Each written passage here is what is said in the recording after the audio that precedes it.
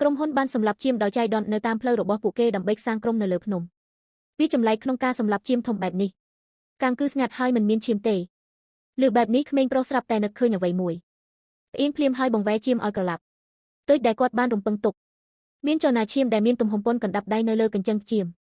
ទោះយ៉ាងណាក៏ដោយគាត់ទើបតែបើកមាត់ដើម្បីពន្យល់ដល់ហ្វូងមនុស្សផ្នែកខាងលើនៃក្បាលភក់រាវស្អិតមិនស្មើគ្នាគ្រាន់តែបុកមុខដៃគូនៅក្បែរអ្នកជុតនេះបានធ្វើឲ្យបរិសឈរនៅលើក្បាលរបស់គាត់ភ្លាមដើម្បីរស់គាត់មិនហ៊ាននិយាយអ្វីផ្សេងទេដូច្នេះគាត់ប្រញាប់ទាញដៃគូរបស់គាត់ហើយប្រញាប់ទៅឡាន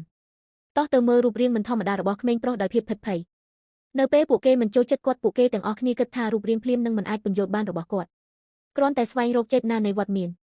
នដូច្នេះខ្ញុំមិនធុញទ្រាន់នឹងសួរទេគ្រាន់តែបោះជំហានលើឧបករណ៍បង្កើនល្បឿនដល់ទីបញ្ចប់ទៅត្រង់ផ្ទះស្នាក់នៅដែលបានកក់ទុកមិនឆ្ងាយប៉ុន្តែនៅពេលអ្នកចេញពីឡានអ្នកប្រឈមមុខនឹងការពិតដែលថាថៅកែបានរៀបចំរួចហើយអ្នករាល់គ្នាហៀបនឹងចាប់ផ្ដើមហើយក្មេងប្រុសដែលបានជាសះស្បើយពីភាពភ័យខ្លាចភ្លាមនោះបានយកទូរស័ព្ទដៃរបស់គាត់ចេញដោយទឹកមុខស្លេកស្លាំងដោយម្រាមដៃញ័រគាត់បានទូរស័ព្ទទៅប៉ូលីស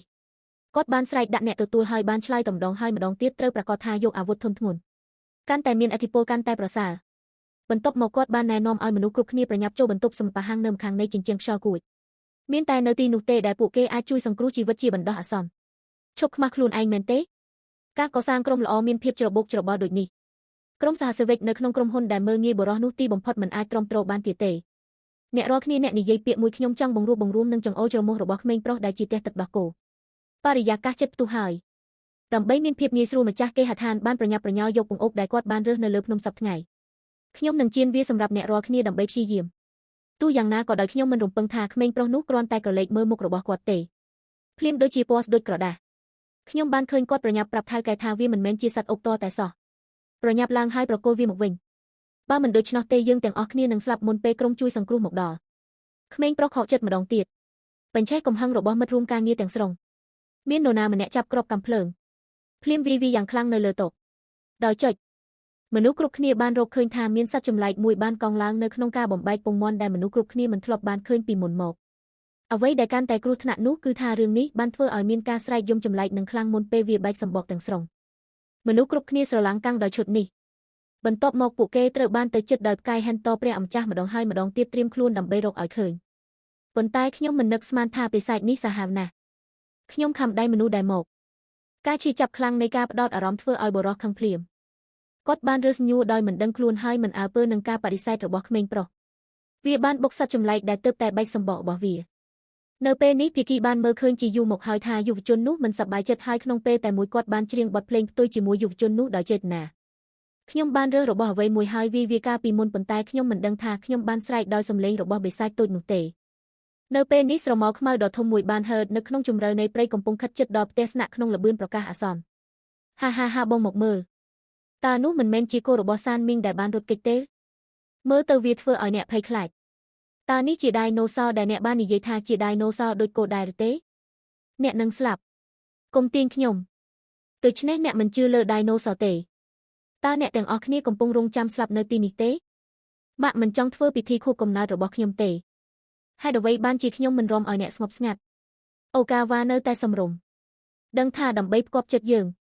ងវាមិនដូចជាមិនក្រឡុកភ្នែករបស់អ្នកទេនេះជាលើកចុងក្រោយដែលខ្ញុំរំលឹកអ្នកជារង្វាន់សម្រាប់ការចិញ្ចឹមបីបាច់របស់អ្នក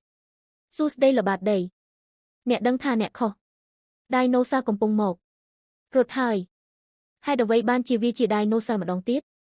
តើអ្នកមានបញ្ហាអ្វីតើអ្នកមិនអាចឃើញថាយើងសប្បាយចិត្តទេខ្ញុំនៅទីនេះខ្ញុំសូមប្រាប់អ្នកម្ដងប្រសិនបើអ្នកនៅតែចង់ស្នាក់នៅក្នុងផ្ទះរបស់យើងអ្នកអាចមកឥឡូវនេះហើយសុំទោសអូកាវ៉ានិយាយដោយស្មោះត្រង់រីករាយថ្ងៃកំណើតគាត់ម្ដងទៀតបើមិនដូច្នោះទេចេញពីផ្ទះរបស់គូសម្រាប់ខ្ញុំមិនអាចពន្យល់បានព្រះក៏ធ្វើអ្នកដែរអ្នកមិនអាចធ្វើវាដោយខ្លួនឯងបានទេខ្ញុំមានមន្តសការច្បាស់លាស់វាជាជំរឿសរបស់អ្នកទាំងអស់បងប្រុសពិតជាទូចឲ្យប្រើដៃណូស័រដើម្បីស្វែងរកអារម្មណ៍នៃអត្ថភាពមែនហើយប្រសិនបើមានដៃណូស័រខ្ញុំទើបតែបើកការផ្សាយផ្ទាល់តាមទូរស័ព្ទចល័តដូចនេះហើយអំណោយរបស់ដៃណូស័រមិនអាចកំទេចខ្ញុំបានទេរងចាំមួយផ្លែតនោះគឺនៅលើទូរស័ព្ទរបស់អ្នកតើមានអ្វីខុសជាមួយយើងមិនមានអ្វីនៅលើទូរស័ព្ទរបស់ខ្ញុំទេអូហូដៃណូស័រនឹងបញ្ចេញពន្លឺនៅពេលពួកគេរកឃើញកូនតូចរបស់ពួកគេត្រូវបានសម្លាប់ក្តីសង្ឃឹមគឺសេចក្តីស្លាប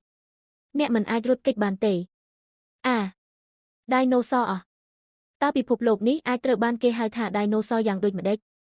អ្នកឃើញទេអ្នកមិនមែនជាបុរសទៀតទេខ្ញុំមានផ្ទៃពោះជាមួយកូនរបស់អ្នកហើយអ្នកបានរុញខ្ញុំចេញពី Dinosaur នេះខ្ញុំចង់ឲ្យអ្នកញ៉ាំទឹកឃ្មុំមែនទេហេតុអ្វីបានជាអ្នកខូខើខ្ញុំកំពុងព្យាយាមរុញអ្នកចេញដូច្នេះខ្ញុំអាចតាក់ទាញ Dinosaur ទៅឆ្ងាយដូច្នេះអ្នកអាចរត់គេចបាន